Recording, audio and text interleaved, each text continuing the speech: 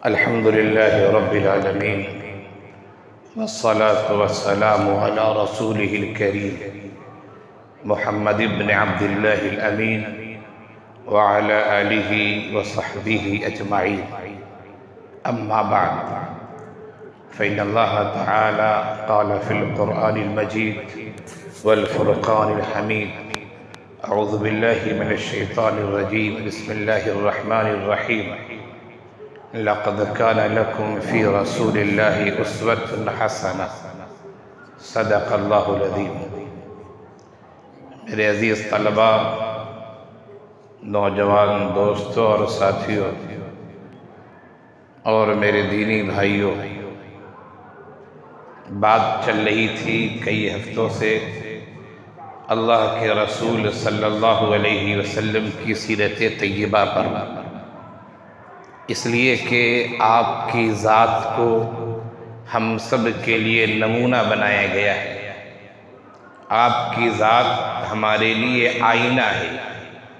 جس طرح ہم اپنے چہرے مہرے کو سنوارنے کے لیے آئینے کا سہارا لیتے ہیں اور آئینہ ہمیں بتاتا ہے کہ ہمارا چہرہ صاف ہے یا گندا ہے، اللہ کے رسول صلی اللہ علیہ وسلم کی سیرت طیبہ، آپ کی حیات مبارکہ ہمیں بتائے گی کہ ہم جس راہ پر چل رہے ہیں، جس ڈگر پر چل رہے ہیں، زندگی کے جس نشیب و فراز سے گزر رہے ہیں، ہمارا معاملہ اس سلسلے میں سیرت طیبہ اور شریعت مطہرہ کے مطابق ہے یا مطابق نہیں. اللہ کے رسول صلی اللہ علیہ وسلم کی جو مکی زندگی اور مدنی زندگی تھی، میں نے دونوں زندگیوں کے متعلق آپ کے سامنے جھلکیاں پیش کی، جو تقریباً 6 ہفتے سے بیانات چل رہے تھے، اور یہ 7واں ہفتہ ہے. سیرت طیبہ کے آخر موڑ پر ہم پہنچے ہیں. ہم یہ تو نہیں کہہ سکتے کہ ہم نے سیرت کے ہر ورق کو آپ کے سامنے پیش کر دیا، اس لیے کہ جمعہ کا یہ مختصر سا وقت سیرت کے ہر ورق کو پیش کرنے کا موقع فراہم نہیں کرتا ہے. اس لیے ہم نے آپ کے سامنے جھلکیاں پیش کی ہیں. اللہ کرے سیرت طیبہ سے ہمیں عشق ہو جائے، محبت ہو جائے، اور ہم اپنی زندگی کا اوڑھنا بچھونا سیرت طیبہ کو، حیات مبارکہ کو بنا لیں.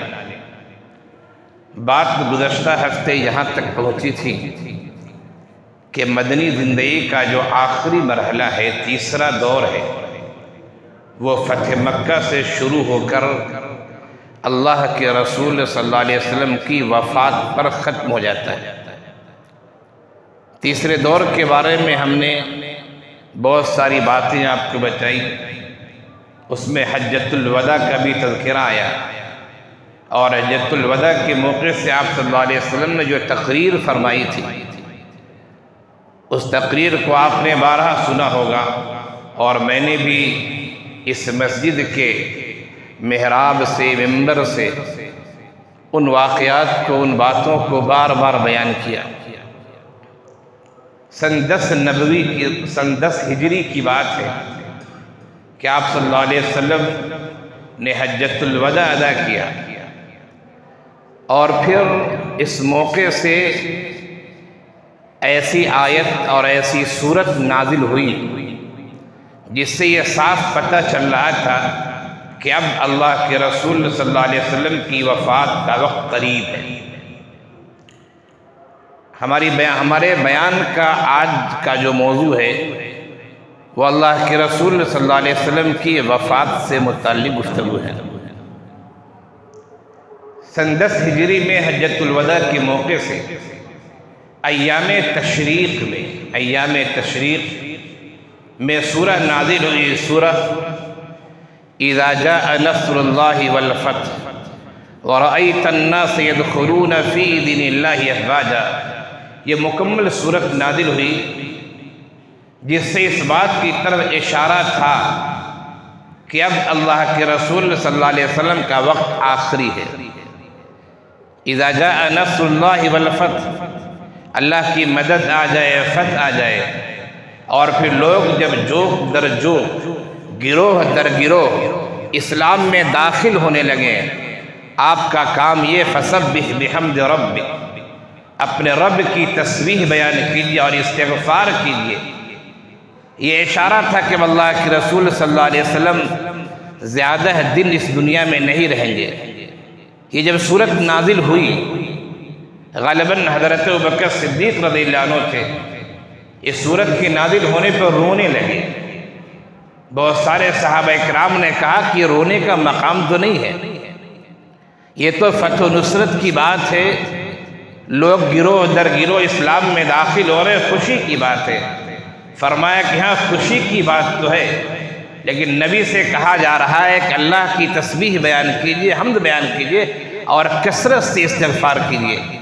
لوگوں کا جوک در جوک داخل ہونا اور نبی کو یہ تلقین کیا جانا کہ آپ تسبیح کثرت سے پڑھیے، استغفار کیجیے، یہ اس بات کی علامت ہے کہ نبی کا جو مشن تھا، نبی کی جو ذمہ داری تھی، وہ ذمہ داری اب مکمل ہو چکی ہے۔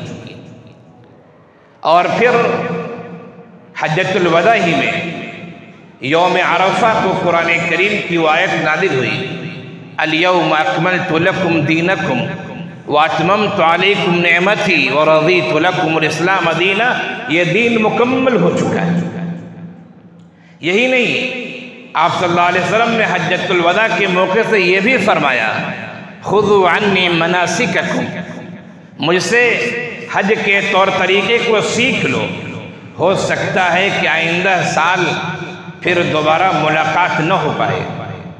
یہی نہیں، حضرت معاذ بن جبل رضی اللہ عنہ کو سن 10 ہجری میں آپ صلی اللہ علیہ وسلم جب یمن کا گورنر بنا کر بھیج رہے تھے، اس وقت بھی آپ نے معاذ سے کہا تھا، اے معاذ جو ذمہ داری دی گئی اسے نبھاؤ، اے معاذ ہو سکتا ہے کہ تم پھر مجھے دوبارہ نہ دیکھ سکو۔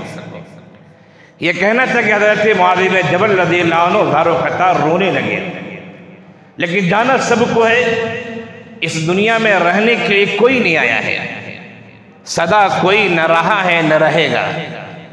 اللہ کے رسول صلی اللہ علیہ وسلم حجۃ الوداع کے بعد جب واپس آتے ہیں، ماہ ذی الحجہ کے ایام گزرتے ہیں، نیا سال سن 11 ہجری شروع ہوتا ہے، محرم کا مہینہ گزرتا ہے، سفر کا مہینہ گزرتا ہے۔ سفر کی 29 تاریخ کو، یعنی مہینے کے بالکل اخیر میں، آپ صلی اللہ علیہ وسلم کی طبیعت خراب ہوتی ہے۔ جنت البقیع میں آپ گئے تھے ایک جنازے کی تدفین میں، اس جنازے کی تدفین سے جیسے آپ واپس آئے، آپ کے سر میں درد شروع ہوا اور انتہائی سخت بخار آپ پر طاری ہو گیا۔ 29 سفر کو آپ صلی اللہ علیہ وسلم بیمار پڑتے ہیں اور 12 ربیع الاول سن 11 ہجری کو آپ صلی اللہ علیہ وسلم کی وفات ہوتی ہے۔ یعنی تقریباً 14-15 دن آپ صلی اللہ علیہ وسلم بیمار رہے۔ ان 14-15 دنوں میں بیماری کے باوجود آپ صلی اللہ علیہ وسلم نے تقریباً 11 ایام امامت کی۔ مسجد نبوی میں آپ خود نماز پڑھایا کرتے تھے۔ اب اس سے آپ سمجھ سکتے ہیں کہ امامت کا مرتبہ کتنا بڑا ہے۔ اے نبی ہیں، سب سے بڑی جو ذات ہوتی ہے وہ امامت کی اصلاً مستحق ہوتی ہے، اللہ یہ کہ ہم نے کسی کو امام متعین کر دیا ہو تب تو متعین امام رہے گا، لیکن اگر متعین نہیں ہے تو سب سے زیادہ صاحب علم جو ہوگا، صاحب تقویٰ ہوگا، اچھا قرآن جسے پڑھنا آتا ہوگا، وہ امامت کا حقدار ہوتا ہے۔ امامت اتنی بڑی چیز ہے، لیکن ہمارے سماج نے امامت کا مرتبہ کیا کر دیا ہے، اور ہمارے بعض ائمہ نے بھی اپنے کو اتنا گرا دیا ہے کہ کیا بتایا جائے، وہ ایک الگ موضوع ہے۔ خیر 11 ایام تک آپ صلی اللہ علیہ وسلم امامت کی، اور اس کے بعد پھر 4 دن پہلے یعنی جمعرات کے دن سے آپ صلی اللہ علیہ وسلم کی طبیعت زیادہ بگڑتی ہے۔ جمعرات کا دن، جمعے کا دن، اور پھر ہفتہ اتوار پیر کے دن انتقال ہوتا ہے۔ جمعرات کی شام سے طبیعت آپ کی بگڑتی ہے، آپ صلی اللہ علیہ وسلم پر غشی کی کیفیت طاری ہو جا رہی ہے۔ اس سے پہلے، آپ کی طبیعت بگڑنے سے پہلے، روایتیں بتاتی ہیں کہ اللہ کے رسول صلی اللہ علیہ وسلم احد پہاڑی کے پاس تشریف لے گئے، اور احد جو لوگ جا چکے ہیں دیکھ چکے ہیں، احد پہاڑی جہاں غزوہ احد پیش آیا تھا، وہ پہاڑی کے بازو میں ایک بڑا سا قبرستان ہے، اس کی باؤنڈری کر دی گئی ہے، آپ اندر نہیں جا سکتے، گیٹ پہ تالا لگا ہوتا ہے، ہو سکتا ہے خاص لوگوں کے لیے خاص وقتوں میں کھلتا ہوگا، آپ اندر نہیں جا سکتے۔ تو اللہ کے رسول صلی اللہ علیہ وسلم غزوہ احد کے شہداء کے پاس گئے اور ان کے لیے دعائیں کی۔ پھر اسی طرح روایتیں بتاتی ہیں کہ طبیعت بگڑنے سے پہلے آپ جنت البقیع بھی تشریف لے گئے اور بھائیوں کے لیے دعائیں کی اور کہا کہ میں قریب تم لوگوں سے، جلد ہی تم لوگوں سے ملنے والا ہوں۔ خیر طبیعت بگڑی، 11 دن تک آپ صلی اللہ علیہ وسلم نے آمد کی، لیکن جمعرات کی شام سے طبیعت زیادہ بگڑ گئی، اور پھر اللہ کے رسول صلی اللہ علیہ وسلم نے یہ جو طبیعت بگڑنے کی کیفیت تھی، جو 11 ایام تک آپ نے امامت کی، ان کے بعد یا یہ کہا جائے کہ انہی ایام میں اخیر میں آپ بار بار پوچھتے تھے کہ آج کس کے یہاں باری ہے، چونکہ آپ صلی اللہ علیہ وسلم کی جو چند ازواج مطہرات تھی، آپ نے رات گزارنے کی باریاں مقرر کر رکھی تھی، بار بار پوچھتے تھے آج کس کے یہاں باری ہے، آج کس کے یہاں باری ہے۔ آپ کی ازواج مطہرات سمجھ گئیں کہ آپ حضرت عائشہ رضی اللہ عنہ کے گھر جانا چاہتے ہیں۔ حضرت عائشہ رضی اللہ عنہ گھر جانا کیوں چاہتے ہیں؟ یقیناً حضرت عائشہ رضی اللہ عنہ کی جو ذہانت تھی، جو فطانت تھی، جو یادداشت تھی، جو عقل مندی تھی، اس کی مثال کم ہی خواتین میں ملتی ہے۔ آپ کی ازواج مطہرات سمجھ گئیں اور پھر مشورے سے یہ بات طے پائی کہ آپ کو حضرت عائشہ رضی اللہ عنہ کے گھر منتقل کر دیا جائے۔ تو آپ صلی اللہ علیہ وسلم وہاں تشریف لے گئے۔ 11 دن گزرنے کے بعد جب آپ پر غشی طاری ہو رہی ہے تو آپ صلی اللہ علیہ وسلم نے پوچھا کیا نماز ہو گئی؟ حضرت عائشہ رضی اللہ عنہ نے فرمایا کہ نہیں، لوگ آپ کے انتظار میں ہیں کہ نبی آئے تو جماعت کھڑی ہوگی۔ فرمایا پانی لاؤ، ٹب میں، برتن میں، لگن میں پانی لاؤ۔ پانی لایا گیا، اللہ کے رسول نے نہایا، نہانے کے بعد پھر اٹھنا چاہا، پھر بے ہوشی طاری ہو گئی۔ پھر جب ہوش آیا، افاقہ ہوا، پھر پوچھا کہ نماز ہو گئی؟ فرمایا کہ نہیں، نماز نہیں ہوئی، آپ کے انتظار میں لوگ ہیں۔ پھر نہایا، پھر اس کے بعد غشی طاری ہو گئی، 3 دفعہ غشی طاری ہوئی۔ پھر اس کے بعد اللہ کے رسول صلی اللہ علیہ وسلم نے فرمایا کہ ابو بکر کو کہہ دو کہ ابو بکر نماز پڑھا دیں۔ حضرت عائشہ رضی اللہ عنہ نے کیا سمجھ کے یہ کہا کہ اللہ کے رسول صلی اللہ علیہ وسلم، حضرت ابو بکر بہت نرم دل ہے، بہت نرم مزاج ہے، آپ کی جگہ پہ مصلی پہ وہ کھڑے ہوں گے تو ان کو رونا آ جائے گا، وہ نماز مکمل نہیں پڑھا سکتے ہیں۔ اس طریقے کی بات کہی، لیکن اللہ کے رسول کہتے رہے کہ ابو بکر سے کہو۔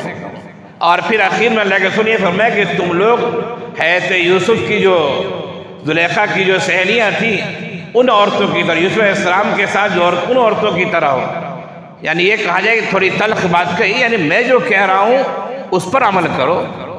اور حضرت عائشہ رضی اللہ عنہ نے کیوں کہا کہ دوسرے کو کہیے، اس کی مختلف وجوہات ہو سکتے ہیں۔ خیر آخر میں حضرت ابوبکر صدیق رضی اللہ عنہ نے نماز پڑھائی۔ اللہ کے رسول صلی اللہ علیہ وسلم کی طبیعت پھر اتوار کے دن تھوڑی سنبھلتی ہے۔ اتوار کے دن غالباً فجر کا وقت یا ظہر کا وقت ہے، آپ صلی اللہ علیہ وسلم نے پردہ ہٹا کر دیکھا تو صحابہ کرام نماز پڑھ رہے تھے۔ حضرت ابوبکر صدیق رضی اللہ عنہ پیچھے ہٹنا چاہ رہے تھے، وہ نماز پڑھا پیچھے ہٹنا چاہ رہے تھے، لیکن اللہ کے رسول نے اشارے سے کہہ دیا اور پھر انہیں نماز پڑھائی۔ اصل میں امام کو کیسے پتہ چل گیا کہ اللہ کے رسول دیکھ رہے ہیں، یہ بھی ایک مسئلہ ہے۔ آپ یہ سوچیں گے کہ ابوبکر صدیق رضی اللہ عنہ نماز پڑھا رہے ہیں، اللہ کے رسول صلی اللہ علیہ وسلم نے اپنے حجرے کا پردہ ہٹایا اور دیکھ کے بہت خوش ہوئے کہ اللہ تعالیٰ نے محنت کا رنگ دکھایا ہے آج۔ بلکہ خوشی تو کہا جائے اسی موقع سے ہوئی جب حجۃ الوداع کے موقع سے 1,24,000 اور بعض روایتوں کے مطابق 1,44,000 صحابہ کرام نے آپ کے ساتھ حج ادا کیا۔ خوشی کے لمحات وہ کیا رہے ہوں گے۔ تو اللہ کے رسول نے جب آپ نے دیکھا اتوار کے دن پردہ ہٹا کر بہت خوشی ہوئی۔ اب سوال یہ کہ امام صاحب کو کیسے پتہ چل گیا؟ تو اصل میں جو لوگ مسجد نبوی جا چکے ہیں وہ اچھی طرح جانتے ہیں کہ پہلے مسجد بڑی بھی نہیں تھی، آپ یہ سمجھیے کہ یہ جو امام کی جگہ ہے اس کے سامنے یہاں پر حجرہ ہے اللہ کے رسول صلی اللہ علیہ وسلم کا. یہ جو مسجد جس میں بیٹھے ہوئے اس مسجد کو ذرا چھوٹی کیجیے، آپ ذرا چھوٹی کیجیے، اس دیوار کو آپ یہاں تک لے آئے. اب یہاں دروازہ لگا ہوا ہے، اللہ کے رسول گھر سے نکلتے تھے آ کے مصلی پہ آ کے نماز پڑھاتے تھے. اب یہاں پر امام ہو، یہاں پر دروازہ ہو، دروازے سے پردہ ہٹے گا، امام کو احساس ہو جائے گا کہ سائڈ سے کوئی آ رہا ہے. اور امام کو احساس کیا ہوگا؟ اللہ کے رسول کا کمرہ ہے، آئے گا تو کون آئے گا؟ اللہ کے رسول صلی اللہ علیہ وسلم آئیں گے. تو اللہ کے رسول نے اشارہ کیا، خیر نماز مکمل ہوئی. اللہ کے رسول صلی اللہ علیہ وسلم نے وفات سے پہلے صحابہ کرام سے چند باتیں کہی تھی.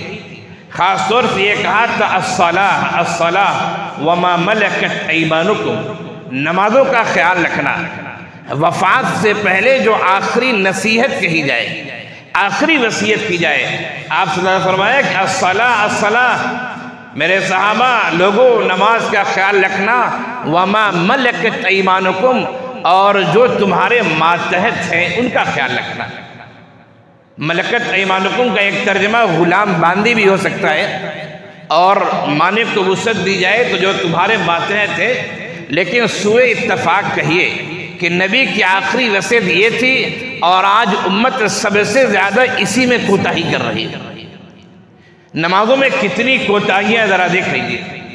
اور اسی طرح ذمہ داران اپنے ماتحتوں کے ساتھ کتنا ظلم کرتے ہیں، عموماً کتنا ظلم کرتے ہیں آپ دیکھ لیجیے. نبی کی آخری جو وصیت تھی تاکید کے ساتھ الصلاۃ الصلاۃ وما ملکت ایمانکم، آج اسی میں بہت زیادہ کوتاہی ہو رہی ہے. حضرت عائشہ رضی اللہ عنہ فخر کرتی تھی اور کہتی تھی کہ میں خوش قسمت ہوں کہ اللہ کے رسول صلی اللہ علیہ وسلم نے آخری ایام میرے گھر میں گزارے.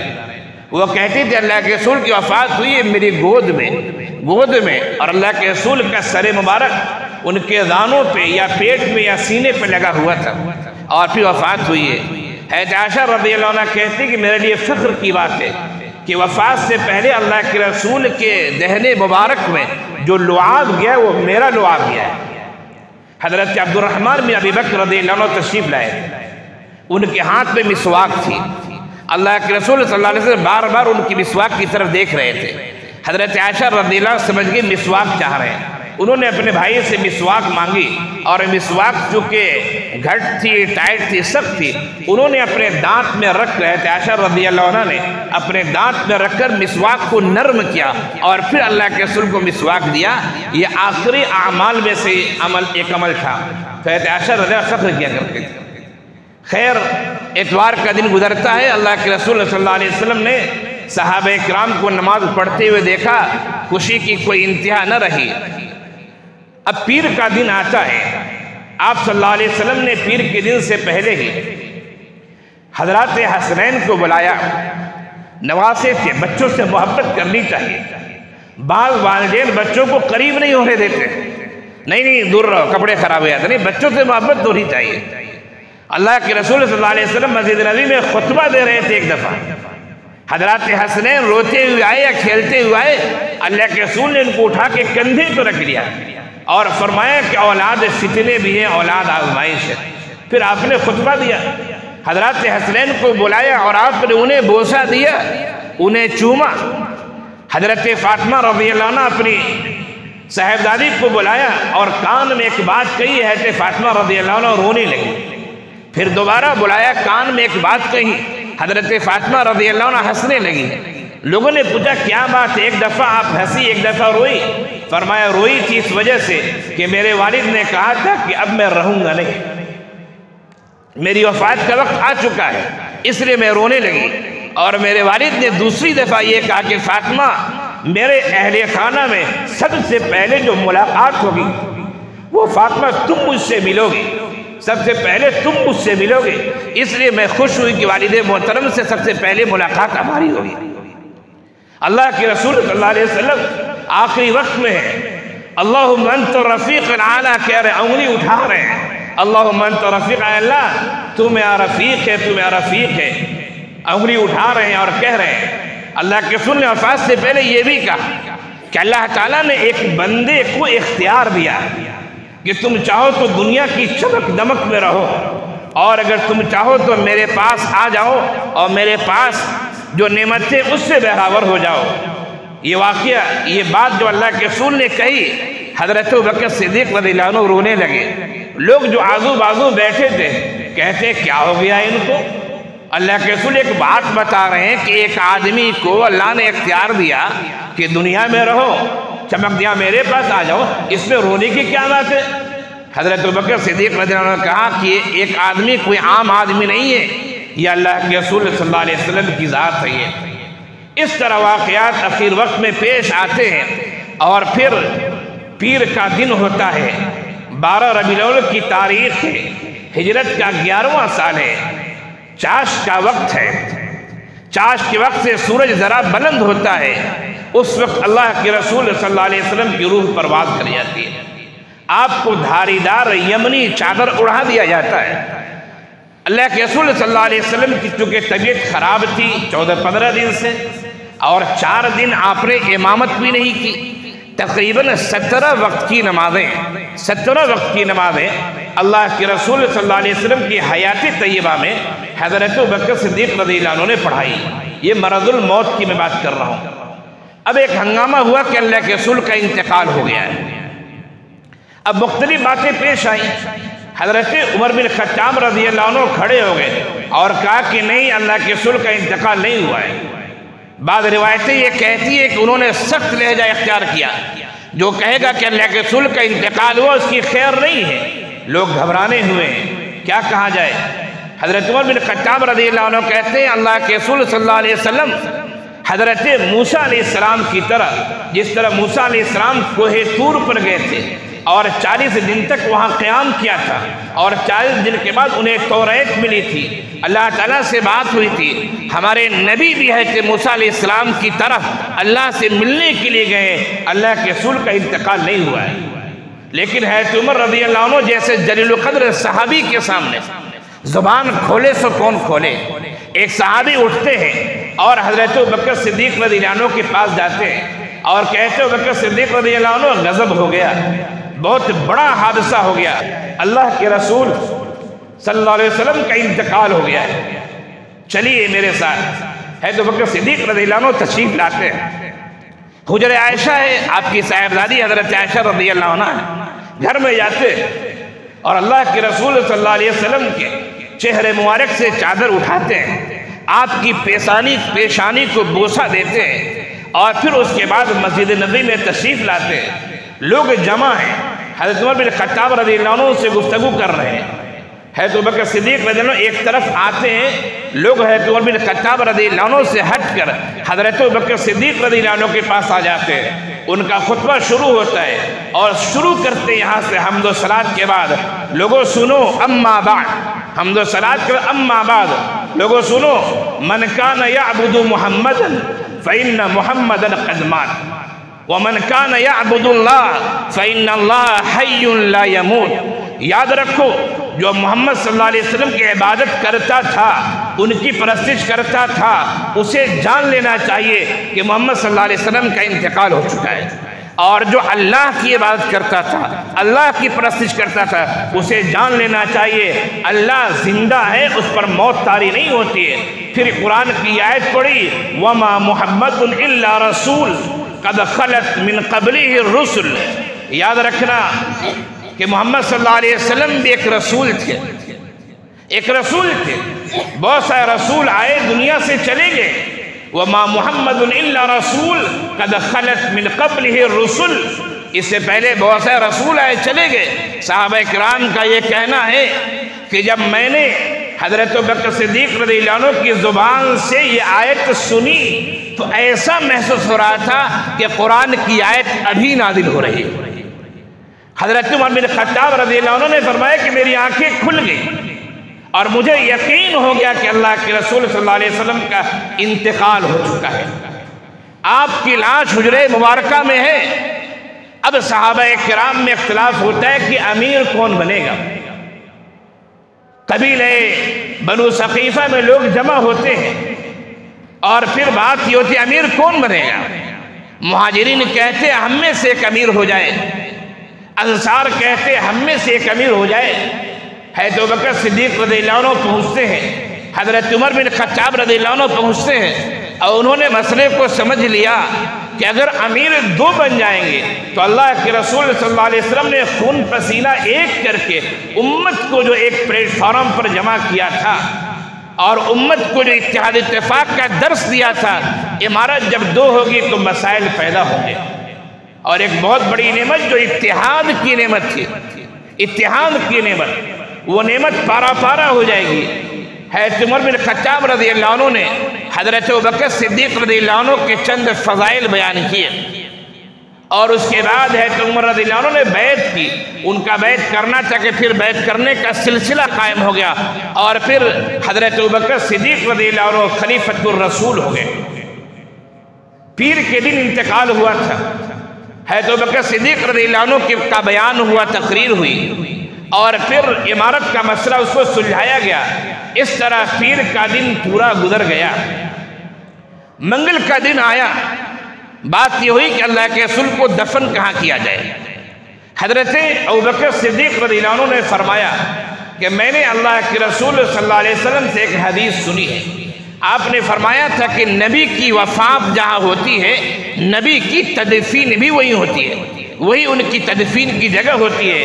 اس حدیث کے بعد لاش وہاں سے ہٹائی گئی، اسی حجرے مبارکہ میں جو ہے عائشہ رضی اللہ عنہ کا کمرہ تھا، اسی میں قبر کی کھدائی ہوئی۔ قبر کیسی کھودی جائے؟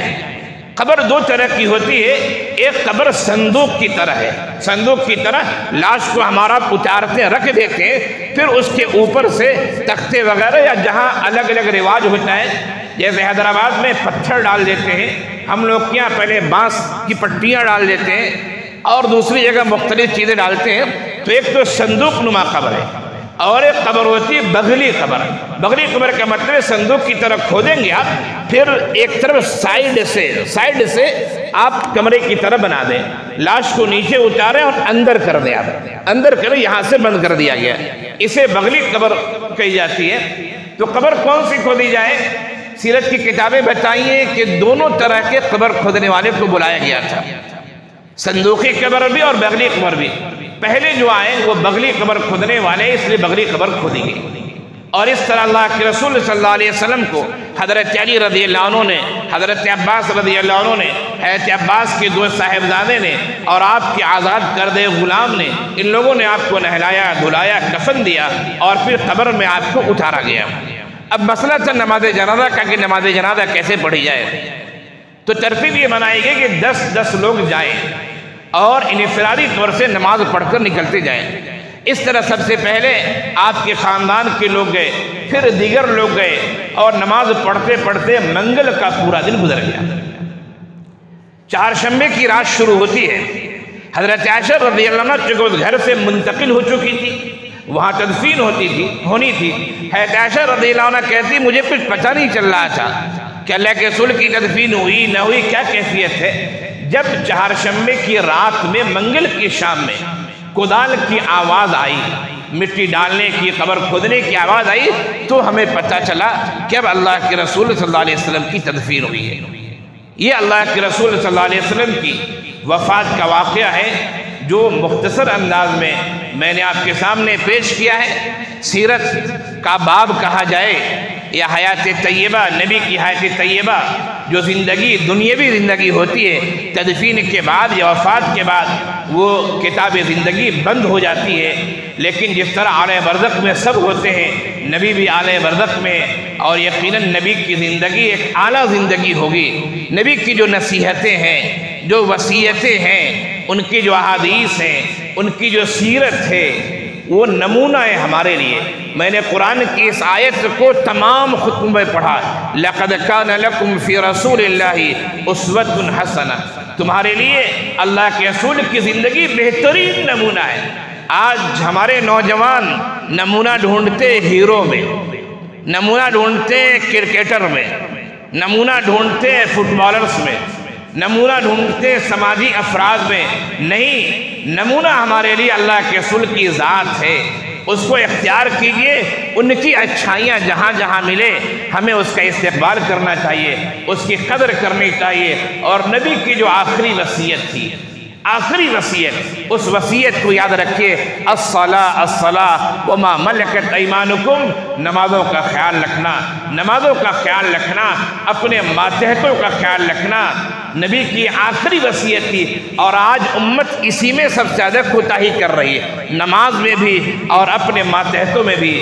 ہماری دعا ہے کہ اللہ کے رسول صلی اللہ علیہ وسلم کی جو حیات طیبہ آپ کے سامنے پیش کی گئی ہے، اور جو سیرت کی کتابوں نے ہمیں بتایا ہے، اللہ تعالیٰ ہمیں توفیق دے کہ ہم اللہ کے رسول کی زندگی کو اپنی تنہائی میں بھی، اپنی اجتماعی زندگی میں بھی، اپنی تعلیم و تربیت میں بھی، اپنے سماجی اور سیاسی زندگی میں بھی اس سیرت کو ہم اپنائیں، اور پھر اللہ کے رسول صلی اللہ علیہ وسلم کو ہر جگہ ہم نمونہ بنائیں۔ اسی میں ہمارے لیے خیر ہے، اسی میں بھلائی ہے، اور اسی میں صحیح معنوں میں تقوی و طہارت ہے۔ اللہ تعالی ہم سب کو کہنے سننے سے زیادہ عمل کی توفیق عنایت فرمائے۔ وآخر دعوانا ان الحمد للہ رب العالمین۔